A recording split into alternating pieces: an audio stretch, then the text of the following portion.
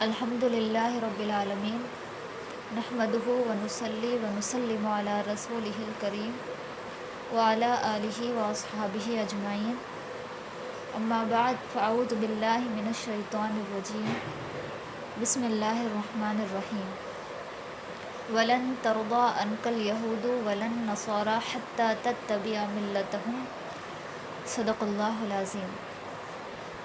حصول برکت کے لیے درود پاک پڑھیے۔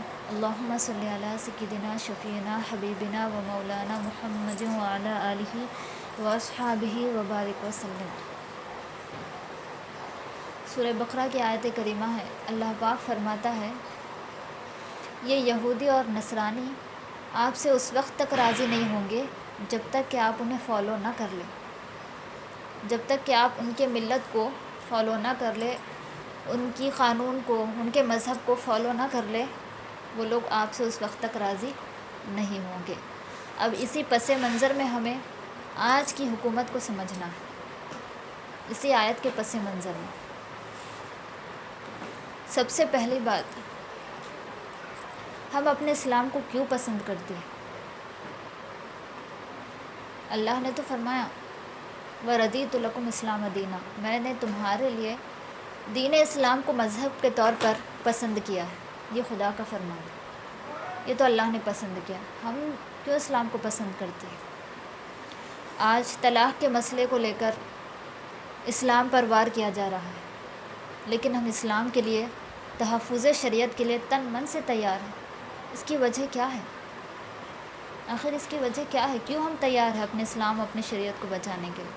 کیا ہمیں سائڈ سے کچھ پیسہ ملتا ہے؟ کیا ہمیں کوئی رشوت ملتی ہے؟ تو پھر آخر وجہ کیا ہے؟ ہم اسلام کے تحفظ کے لیے جان بھی دینے تیار ہیں، جان بھی دینے تیار ہیں، اور حکومت کی سراسر خلاف ہیں۔ جب حکومت نے اسلام کے خلاف آواز اٹھائی، اسلام طلاق کے خلاف آواز اٹھائی، تو ہم سراسر حکومت کے خلاف ہیں۔ تو اس کی وجہ کیا ہے؟ آئیے ہم وہی دیکھتے ہیں کہ ہم اپنے اسلام کو اتنا کیوں پسند کرتی ہے کہ ہم جان بھی دینے کے لیے تیار ہیں اپنے اسلام کو بچانے کے لیے۔ اسلام نے ہم عورتوں کو جو مقام دیا ہے، اگر اسلام نہ ہوتا تو شاید ہمارا وجود بھی باقی نہیں رہتا۔ اگر اسلام نہ ہوتا تو ہمارا وجود بھی باقی نہیں رہتا۔ اب ہمیں محسوس کرنا ہے اسی بات کو۔ بچیوں کو زندہ درگور کر دیا جاتا تھا۔ کب کیا جاتا تھا؟ بچیوں کو زندہ درگور کر دیا جاتا تھا قبل اسلام، جبکہ جاہلیت والا زمانہ چل رہا تھا، اسلام نہیں آیا تھا اس وقت۔ اسلام کے آنے سے پہلے، رحمت للعالمین کے آنے سے پہلے بچیوں کے ساتھ یہ سلوک کیا جاتا تھا، اور یہاں حد یہ تھی کہ جس کے گھر میں بھی لڑکی پیدا ہو جاتی، وہ شرم سے منہ چھپائے پھرتا، وہ شرم سے منہ چھپائے پھرتا۔ اب اس کے گھر میں مطلب کون سا بڑا ایسا جو ہے کام ہو گیا جس سے وہ کسی کو منہ دکھانے کے لائق نہ رہا۔ تو بچی کا پیدا ہونا اس قدر ناگوار سمجھا جاتا تھا قبل اسلام۔ لیکن جب ہمارے آقا محمد الرسول اللہ صلی اللہ علیہ وسلم آئے تمام عالم کے لیے رحمت بن کر، تو بچیوں کو زندہ درگور کرنا ختم ہو گیا۔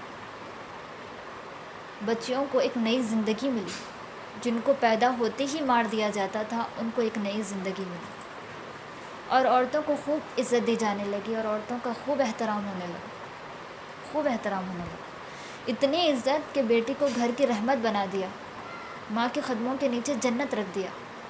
بیٹی بھی عورت ہی ہے، ماں بھی عورت ہی ہے، لیکن مقام کیا دیا اسلام نے؟ بیٹی اگر ہے تو اس کو گھر کی رحمت بنا دیا، ماں اگر ہے تو اس کے قدموں میں جنت رکھ دی۔ یہ مقام کس نے دیا عورت کو؟ اسلام نے۔ تو ایسی عزت کب ملی؟ اسلام کے آنے کے بعد، مصطفیٰ کے آنے کے بعد۔ مصطفیٰ آئے، اسلام لے کر کے آئے، تو پھر عورتوں کو یہ عزت دی جانے لگی، پھر عورتوں کا اس قدر احترام ہونے لگا۔ اب حکومت کو یہ بات محسوس کرنی چاہیے کہ عورتوں کی عزت کی بات کرتے ہو، عورتوں پر ظلم و زیادتی کی بات کرتے ہو، اسلام نے عزت دی ہے ہمیں، اسلام نے بچایا ہے ہمیں، اسلام نے بچایا ہے۔ عورتوں کی بے عزتی اور بے حرمتی کرنے والے تو وہ لوگ تھے جو بتوں کی پوجا کرتے تھے، وہی لوگ تھے جو بتوں کی پوجا کرتے تھے، وہی لوگ تھے وہ کوئی مسلمان اور مومنین نہیں تھے جو اس طرح کرتے تھے، وہی لوگ اس طرح کرتے تھے۔ اور عورتوں کو عزت دینے والا، بے حرمتی سے بچانے والا تو اسلام ہے، عزت دینے والا اسلام ہے۔ اب دیکھیے سورہ احزاب کی آیت کریمہ، لقد کان لکم فی رسول اللہ اسوۃ حسنہ، تحقیق کہ تمہارے لیے اللہ کے رسول میں بہترین نمونہ ہے، اسوہ حسنہ ہے۔ اب ہم دیکھیں گے کہ عورتوں کو عزت دینے کے حوالے سے، عورتوں کا احترام کرنے کے حوالے سے عمل مصطفیٰ کیا ہے، مصطفیٰ نے کس قدر عزت دی۔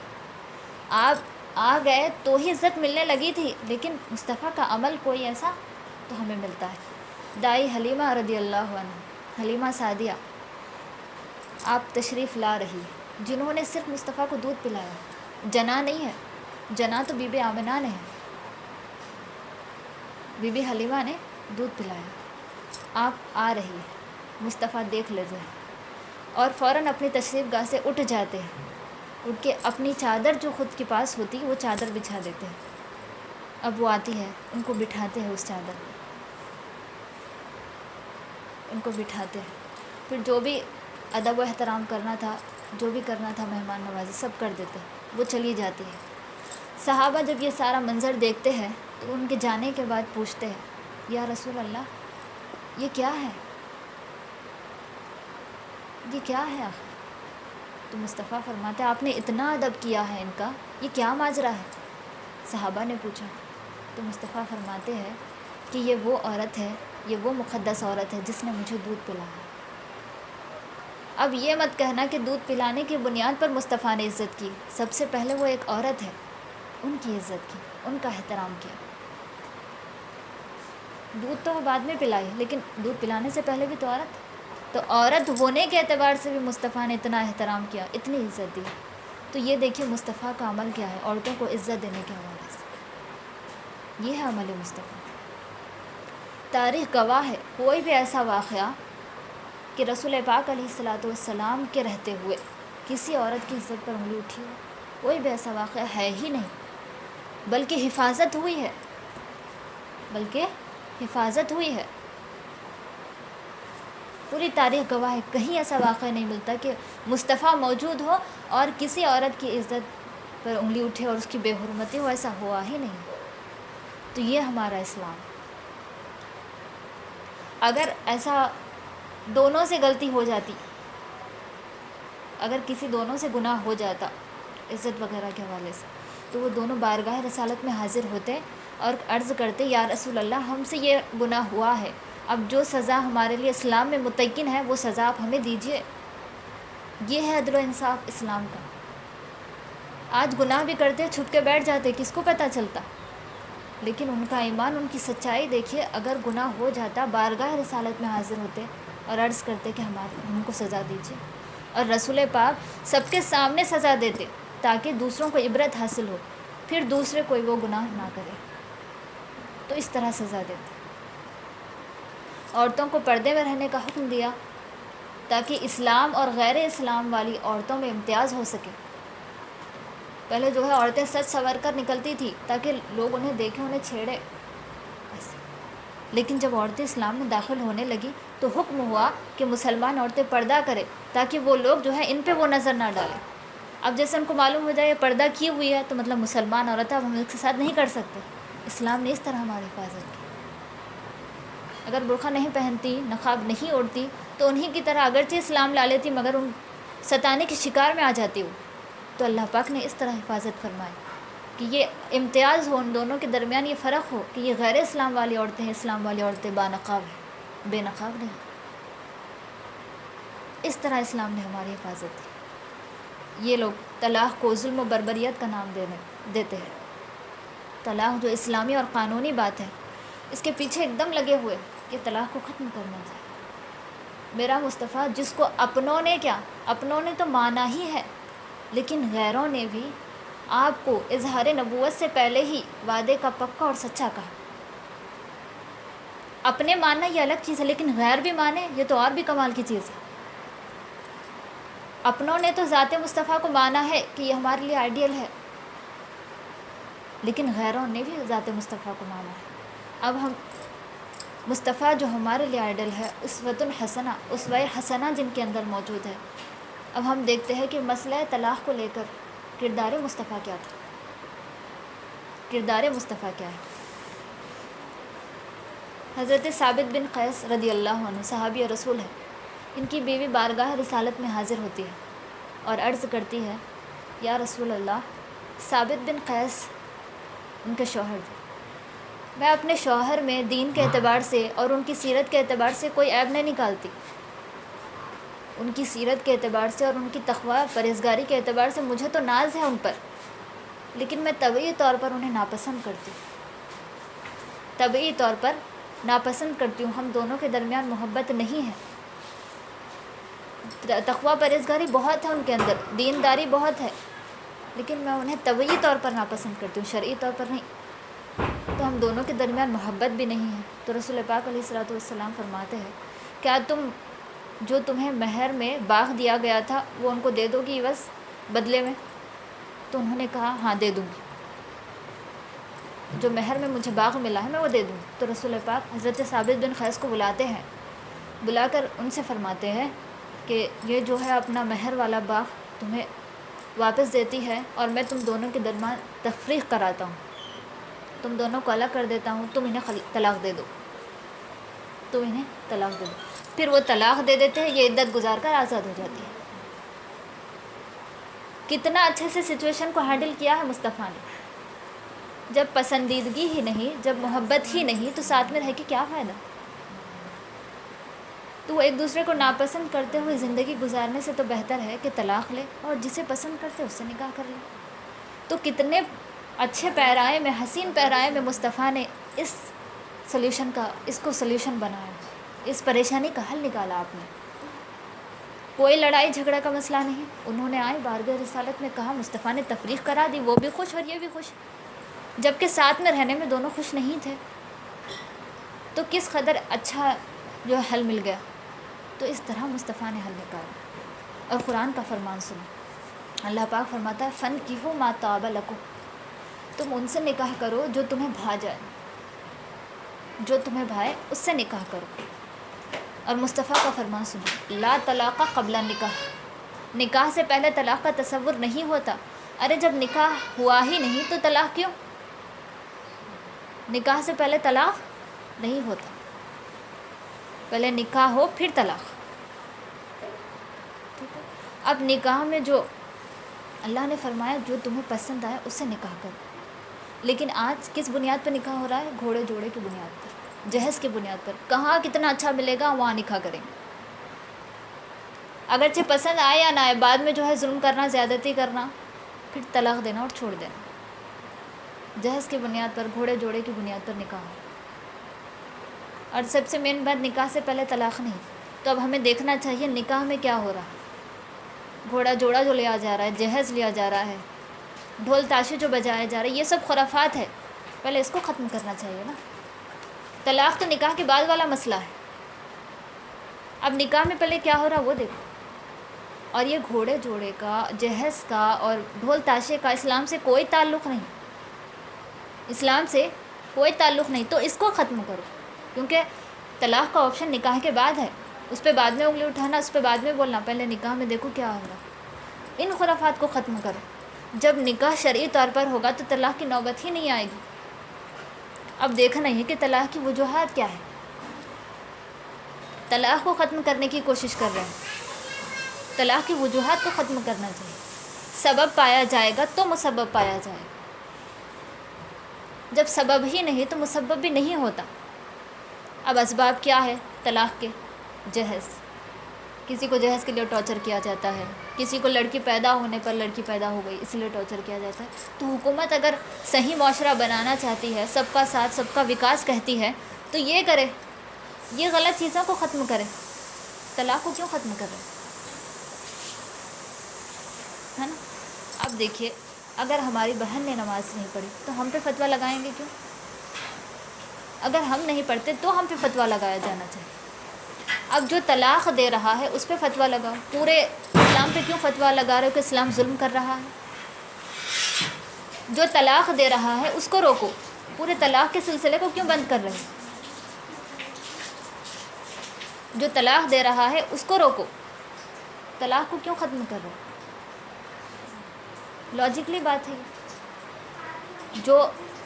جو سزا، جو جرم کیا ہے اسے آپ سزا دو، سب کو کیوں سزا دے رہے ہو؟ غلطی ایک کی ہے اور سزا سب کو۔ اب غلطی ہے طلاق دینے والے کی، نہ کہ وہ کیوں طلاق دے رہا ہے، تو اس کو روکو، اس کو بلاؤ، اس کو سمجھاؤ۔ پورے اسلام کو کیوں سمجھانے کی کوشش کر رہے ہو؟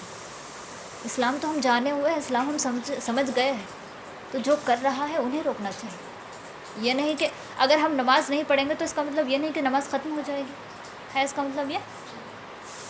اگر گھر کی 2-3 افراد نماز نہیں پڑھتے تو اس کا مطلب یہ نہیں کہ سارے افراد سے نماز ختم، نہیں، تو ایسا نہیں ہونا چاہیے۔ جو مجرم ہے اسی کو سزا ملنی چاہیے، نہ کہ سب کو۔ طلاق اسلام میں جو ہے حلال تو ہے مگر ناپسندیدہ، حلال ہے مگر ناپسندیدہ، لیکن اگر حالات بہت زیادہ گمبھیر ہو جائے تو ان حالات کا حل بھی بن گیا ہے طلاق۔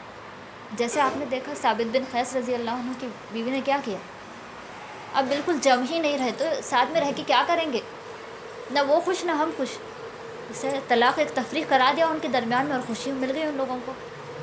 اسی لیے طلاق کو ظلم کہنے والے جو ہے، طلاق ظلم نہیں بلکہ ظلم کو ختم کرنے والا ہے۔ اب ہوتا ہے نا کہ کسی کے سسرال میں جو ہے جہیز وغیرہ کی بنیاد پر ظلم ہو رہا ہوتا، وہ کب تک سہتی رہیں گی بیچاری ظلم؟ اس سے اچھا ہے کہ طلاق لے لے، اور وہ جس سے کر سکتی ہے شادی ان سے کر لے، یا پھر اپنی ماں باپ کے گھر میں زندگی گزارے، ورنہ صرف ظلم ہی سہتے رہ جائے گی وہیں پر۔ تو یہ جو ہے ایک سلیوشن ہے، اور ایسے ظلم سہتے ہوئے زندگی بسر کرنے سے بہتر یہی ہے کہ وہ زندگی سے نکل کر، طلاق مل گئی نکل جائے، دوسرے سے نکاح کر لے۔ ایسے ظلم کرنے سے تو یہی بہتر ہے نا۔ تو یہ طلاق جو ہے ایک سلیوشن ہے، یہ پرابلم نہیں ہے، پرابلم کا سلیوشن ہے، پرابلم نہیں ہے، پرابلم جو آئی تھی اس کا سلیوشن ہے یہ طلاق۔ یہ پریشانی اور ظلم و زیادتی نہیں ہے۔ ایسی کتنی عورتیں مظلوم ہیں جو جہیز کی بنیاد پر دو چار ہیں۔ اگر طلاق نہ ہوئی اور ایسے ہی ظلم کا شکار رہی، اگر تم طلاق کو ختم کر دو گے کوئی طلاق نہیں دے گا، اور اگر وہ عورتیں ایسے ہی ظلم کا شکار رہی اور ظلم سہتے سہتے مر گئی یا پھر خودکشی کر لی، اس کا ذمہ دار کون ہے؟ حکومت جواب دے، اس کا ذمہ دار کون ہے پھر؟ یہ حکومت اپنے ذمہ لے گی اس بات کو؟ اگر طلاق کو تم ختم کرنا چاہ رہے تو اپنے ذمہ لے گی حکومت اس بات کو؟ وہ کب تک رہے گی بیچارے ظلم کو سہتے ہوئے؟ اگر ایک دن مر گئی تو اس کا ذمہ دار کون ہے؟ اسلام؟ بالکل نہیں، اسلام نے تو ایک سلیوشن رکھا تھا۔ یہ اس بات کو دھیان میں رکھنا ہے، جس کا تعلق اسلام سے ہے ہی نہیں اس کو ختم کر، طلاق جس کا تعلق اسلام سے ہے اس کو ختم کرنے کی کوشش کر رہے ہیں۔ جہیز کا تعلق اسلام سے نہیں ہے تو جہیز کو ختم کرنا، طلاق کا تعلق اسلام سے ہے، یہ قرآنی بات ہے، قانونی بات ہے، اسلامی بات ہے، اس کو ختم نہیں کر سکتے۔ یقیناً اللہ پاک نے سچ فرمایا۔ اب لائیے آیت کریمہ، یہ لوگ نکاح میں جہیز کو ختم نہیں کر رہے، ڈھول تاشے کو ختم نہیں کر رہے، طلاق کو ختم کر رہے، طلاق جو کہ اسلامی چیز ہے۔ اب آیت کریمہ، وَلَن تَرْضَىٰ عَنْكَ الْيَهُودُ وَلَا النَّصَارَىٰ حَتَّىٰ تَتَّبِعَ مِلَّتَهُمْ، یہ یہودی اور نصرانی آپ سے اس وقت تک راضی نہیں ہوں گے جب تک کہ آپ انہیں فالو نہ کر لو، کیونکہ ڈھول تاشے ان کے ہاں بھی بجتے ہیں، جہیز ان کے ہاں بھی لیا جاتا ہے، مسلمان اگر وہ کرتے ہیں تو وہ نہیں روکیں گے۔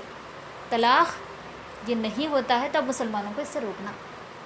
تو یہ لوگ اس وقت تک راضی نہیں ہوں گے، اس وقت تک خوش نہیں ہوں گے جب تک کہ ہم انہیں فالو نہ کریں۔ جہیز کے اعتبار سے فالو ہو رہا ہے تو خوش ہے ایک دم، ڈھول تاشے کے اعتبار سے فالو ہو رہا ہے تو خوش ہے ایک دم، طلاق فالو نہیں ہو رہا ہے تو اب یہاں لا کر کے ہمیں پریشان کرنے کی کوشش کی جائے۔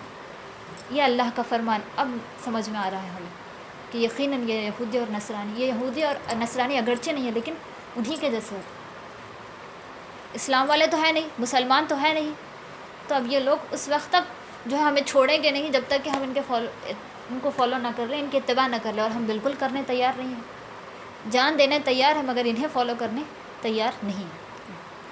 تو طلاق کو ظلم نہ سمجھے، کیونکہ طلاق جو ہے یہ عدل و انصاف ہے۔ اب ایسا نہیں کہ جو عورتیں جن پہ ایسا ہوا ہے کہ وہ طلاق شدہ ہو کر کے گھر میں بیٹھ گئی، اپنے بچوں کے ساتھ رہ گئی، ہمیں ان کا احساس نہیں ہے، ہم بے حس ہو گئے، ایسا نہیں ہے، ایسا نہیں ہے۔ جو عورتیں ایسا سمجھتی ہے کہ شوہر ہمیں طلاق دے دے، یہ ہم پر ظلم ہو رہا ہے، تو یہ ظلم نہیں ہے، عورتیں اس طرح نہ سمجھے، یہی تو عدل و انصاف ہے۔ تم کب تک ظلم سہتی رہتی وہاں پر؟ ظلم سہتے سہتے آخر کو مر جاتی، اس کو عدل و انصاف کہتی ہو؟ یا پھر تفریق کر کے دوسرے کے ساتھ خوشی ہنسی رہو، اس کو عدل و انصاف کہتی ہو؟ یہی تو عدل و انصاف ہے، یہ ظلم نہیں ہے۔ تو اس کو جو عورتیں یہ ظلم سمجھتی ہے طلاق کو، وہ خود بھی محسوس کرے اس بات کو، پھر اگر نہیں سمجھنا تو پھر رہے ظلم و زیادتی سہتے ہوئے، نہیں سہ سکتی۔ تو بس اس بات کو دھیان میں رکھنا ہے۔ اگر اسلام میں طلاق کا تصور نہ ہوتا تو چاہے کیسا بھی ظلم ہوتا عورت پر، اس کو کیسے بھی زندگی گزارنی پڑتی، نکل ہی نہیں سکتی تھی وہ۔ بیدہ عقدۃ النکاح، اللہ پاک نے شوہر کے ہاتھ میں نکاح کی ڈوری دے دی، نکاح کی ڈوری دے دی، نہیں جما تو وہ کاٹ دے گا، اس میں پریشانی کی بات ہے کیا؟ پریشانی تو حل ہو رہی ہے اس سے۔ اگر طلاق کا مسئلہ نہیں ہوتا تو کتنی بہنیں ایسی ہیں جو ظلم کا شکار ہو کر کے اب تک خودکشی کر لی ہوتی، مر گئی ہوتی۔ اب دیکھو حسین ساگر میں کتنی عورتیں جہیز کی بنیاد پر چھلانگ لگا کے مر جاتی ہیں۔ وہی اگر ایسا ہوا طلاق لے لیا تو ایک زندگی تو گزار سکتی ہے، وہ اپنا کچھ تو کر سکتی ہے، خودکشی کر کے اتنے بڑے گناہ میں ملوث تو نہیں ہوتی۔ تو اسلام کو ظلم و زیادتی نہ سمجھے، اسلام ہی تو خوبصورت ہے۔ صحابہ اور صحابیات میں جب کوئی بھی ایسا ہو جاتا، یہ ہمارا بیس آف ایمان ہے، صحابہ اور صحابیات، ان کو یہ ہمارا آئیڈیل آف ایمان ہے، یہ نمونہ ہے ہمارے لیے۔ جب ان کو مشکل آتی تو وہ کہاں جاتی؟ کہ عرب کی گورنمنٹ کے پاس بارگاہ رسالت میں حاضر ہوتی، اور مصطفیٰ جو کہتے مان لیتی، مصطفیٰ جو کہتے مان لیتی، انکار نہیں کرتی، مصطفیٰ جو کہتے مان لیتی۔ اب ہمیں دیکھنا ہے ہمیں کہاں جانا چاہیے، ہمیں کہاں جانا چاہیے۔ اگرچہ مصطفیٰ ظاہری طور پر ہمارے پاس موجود نہیں ہے، لیکن ورثائے مصطفیٰ تو موجود ہے، نبی نے جس کو وراثت دی ہے، علماء تو موجود ہے، لیکن ہم وہاں نہیں جاتے۔ اگر ہم نے ان علماء کی صحبت اختیار کی تو ہمیں جو ہے کبھی کوئی مسئلہ آ گیا تو اس کا سلیوشن ضرور ملے گا، اور ہم نے ان کی صحبت اختیار کر کے لگاتار ہم ان سے جڑے رہے تو یہ مشکلات ہی نہیں آئے گی، کیونکہ وہ ہمیں دین سکھائیں گے، دین کے اعتبار سے نکاح ہوگا تو ایسی مشکلات آئیں گی نہیں، طلاق کا بھی مسئلہ نہیں آئے گا۔ پھر اگر ان سے ہم نے اپنا جو ہے وابستہ رہے ہم ان سے ہمیشہ، تو پھر یہ ساری چیزیں، یہ ساری پرابلمس آئیں گے ہی نہیں۔ لیکن ہم جو ہے کہاں جاتے ہیں؟ پولیس، پھر وہاں سے ڈوری ایکٹ ہو جاتا ہے، ڈوری کیس ہو جاتا ہے، بس اسی میں جو ہے لٹکتے لٹکتے کورٹ تک بات چلی جاتی ہے، وہیں پر جو ہے ماں باپ بھی پیسے جاتے ہیں، سب ہوتا ہے۔ تو جس اسلام نے ہمیں حل بتایا، جس نے ہماری عزت و حرمت کو بچایا، ہم اس کے پاس نہیں جا کے غیر اسلام والے جو ہم پر جو ہے وار کرنے کے لیے ہمیشہ تیار ہے، ان کے پاس جا کے ہم انصاف مانگ رہے، کہاں سے ملے گا؟ انصاف تو اسلام نے ہمیں دیا ہے، انصاف تو اسلام نے ہمیں دیا ہے۔ صحابہ اور صحابیات بارگاہ رسالت میں حاضر ہوتی، مصطفیٰ جو کہے مان لیتی، یہی تو اسلام ہے، یہی تو ایمان ہے۔ اگر ہم فالو نہیں کرتے اسلام کو، اس ایمان کو، تو ہمارا مسلمان رہنے کا فائدہ نہیں ہے۔ ہمیں نام کے مسلمان نہیں بلکہ کام کے مسلمان بننا ہے۔ سلمان خان کا باپ سلیم خان آج یہ بولتا ہے کہ مسلمان ویسے بھی تو دین پر عمل نہیں کرتے، مسلمان ویسے بھی تو نماز نہیں پڑھ رہے ہیں، تو طلاق کا اگر مسئلہ ختم کر دیا جائے تو کیا حرج ہے؟ ارے تجھے کیا معلوم اسلام کیا ہے؟ یہ تو نام کا مسلمان ہے، تجھے کیا معلوم اسلام کیا ہے؟ ہمیں معلوم اسلام کیا ایسا۔ تو یہ لوگ کس طرح وار کر رہے ہیں، آپ دیکھیں ہماری کمزوریاں کس قدر بڑھتی جا رہی ہیں۔ اگرچہ عمل نہیں کر رہے، اس کا مطلب یہ نہیں کہ اسلام ختم ہو جائے گا، اسلام باقی ہے، اگرچہ عمل کرنے والے موجود نہیں، اسلام کو ختم نہیں کر سکتے اس بنیاد پر۔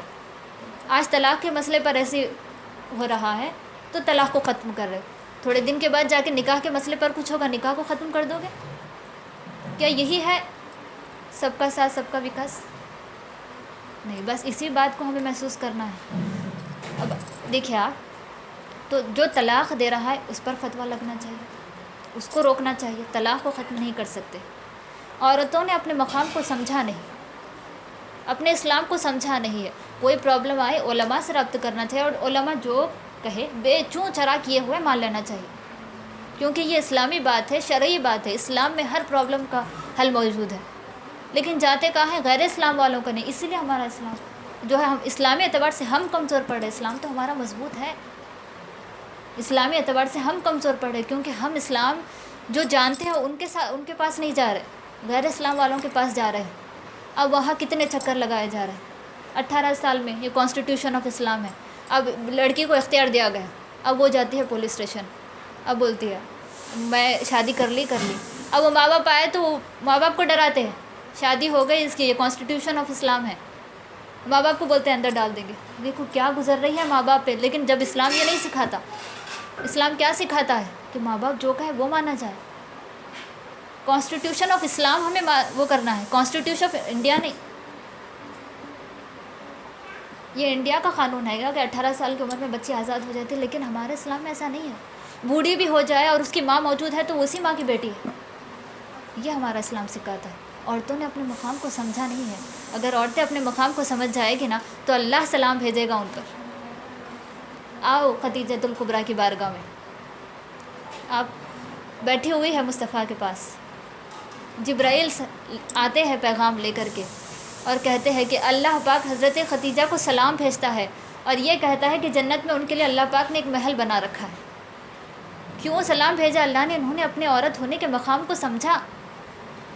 حضرت عائشہ کی بارگاہ میں جبرائیل آتے، مصطفیٰ موجود رہتے، کہتے کہ اللہ نے عائشہ پر سلام بھیجا. اگر عورتیں وہ اپنے مقام کو سمجھے گی، اللہ سلام بھیجتا ہے عورتوں پر. لیکن ہم نے سمجھا نہیں ہے، اسی لیے تو کمزور پڑتی جا رہی ہے. عورتیں اپنے آپ کو اتنا کمزور نہ سمجھے، دین کے اعتبار سے وہ یقیناً پختہ ہے. تو یہ ہم اپنی کمزوریوں کو دور کریں. اگر ہم نے ایسی کمزوریاں رکھی تو پھر غیر اسلام والے ہم پر حاوی ہو جائیں گے، تو کچھ نہیں کر سکتے. تو اس کمزوری کو دور کرے. عورت کو اسلام نے بہت بڑا مقام دیا ہے. عورت جو بھی کرنا چاہ رہے اسلام کے حوالے سے کرے، اسلام کے مطابق کرے، اسلام کے مخالف نہ کرے، تو دیکھیں کتنی اچھی زندگی بسر ہوتی. آج نکاح میں جو خرافات ہو رہے ہیں، اگر یہ ختم ہو جائے، شرعی طور پر نکاح ہو اور اس میں جو برکتیں نازل ہوگی اللہ کی، اب بتائیے اس جوڑے میں کیا کبھی طلاق کا مسئلہ کوئی آئے گا؟ اگر آ بھی گیا تو ہم خود اس کو ڈیل کر سکتی ہے. جب ہم اسلامی تعلیم سے اگر واقف ہو، ہم خود ڈیل کر سکتے ہیں اس کو. تو یہ ہے ہمارا اسلام، یہ ہے ہماری بیوٹی آف اسلام. خوبصورتی ہمارے اسلام کی یہ ہے. تو ہمارا اسلام ہم پہ ظلم و زیادتی نہیں بلکہ ہمارے ساتھ عدل و انصاف کر رہا ہے. ورنہ اگر طلاق کا مسئلہ نہیں ہوتا تو چاہے کیسے بھی حالات ہو ساتھ میں رہنا پڑتا. اور اگر وہ چھوڑ کر چلا جائے تو اب وہ طلاق دیا بھی نہیں، چھوڑ کر چلا جائے، تنہا زندگی گزارتی ہے یہاں پہ. تنہا زندگی گزارے گی. کیوں؟ کیونکہ اب اس سے طلاق تو ملی نہیں ہے. وہ انتظار میں رہے گی کب آئے گا، کب آئے گا، کب آئے گا. وہ تو آئے گا نہیں. اگر اس سے اچھا یہ ہے کہ وہ طلاق دے دیا تو یہ تین اپنے جو عزت گزارنا ہے عدت گزارے گی، دوسرے سے نکاح کرے گی. تو یہ ہے طلاق کی ایک دم صحیح ہمیں سلیوشن معلوم ہو رہا ہے کہ اگر کبھی شوہر بیوی میں ایسے پرابلمس آ جائے، ایسے سچویشنس آ جائے، تو پھر طلاق اس کے لیے بہترین حل ہے. اور یہ ہمارا اور آپ کا بتایا ہوا نہیں، یہ اللہ کا بتایا ہوا، اللہ کا بتایا ہوا. اللہ نے تو یہ بھی کہا نا کہ ازواج مطہرات نے جب اسٹرائک کر دیا راشن پانے کے حوالے سے تو کہہ دو کہ ہم ان کو طلاق دے دیں گے. اور رحمت للعالمین کو یہ بات کہی جا رہی کہ میں طلاق دیتا ہوں، چھوڑ دیتا ہوں، ساری دنیا کی نعمتیں دے دوں گا اور طلاق دے دوں گا، لیکن اللہ رسول نہیں ملے. تو یہ طلاق کا تصور الہی تصور ہے. طلاق کا تصور الہی تصور ہے. اگر حالات ایسے ہو جائے تو پھر جو ہے طلاق ہونا چاہیے. پھر سب کی زندگی برابر ہوگی، سب ہنسی خوشی رہیں گے. یہ ظلم و زیادتی بھی نہیں ہوگی، یہ دکھ اور پریشانی بھی نہیں ہوگی. خیر اللہ پاک سے دعا ہے کہ اللہ پاک ہمارے اس درس کو اپنے حبیب مکرم رسول معظم صلی اللہ تعالیٰ علیہ وسلم کے وسیلے سے قبول فرمائیں، اور جو چوک ہوئی مولا اپنے حبیب کے صدقے میں معاف فرما. جو کچھ بھی سیکھے اللہ پاک ہمیں اس پہ عمل کرنے کی توفیق عطا فرما، اس کو سمجھنے اور محسوس کرنے کی توفیق عطا فرما. اللہ پاک ہم تمام عورتوں کو اپنے مقام کو سمجھنے کی توفیق عطا فرما. اللہ پاک آج جو حکومت ہم پر ظلم کر رہی ہے، ہمارے اسلام پر وار کر رہی ہے، اس سے ہماری حفاظت فرما. اللہ پاک اسلام کی حفاظت فرما. اللہ پاک ہم تمام مسلمانوں کی حفاظت فرما. اللہ پاک واسطے مصطفیٰ کی ہماری دعاؤں کو قبول فرما. جو چوک ہوئی ہے، جو غلطیاں ہوئی ہیں، اللہ پاک اپنے فضل و کرم سے معاف فرما. استغفر اللہ ربی من کل ذنب واتوب الیہ. استغفر اللہ ربی من کل ذنب واتوب الیہ. استغفر اللہ ربی من کل ذنب واتوب الیہ. والسلام علیکم ورحمۃ اللہ وبرکاتہ.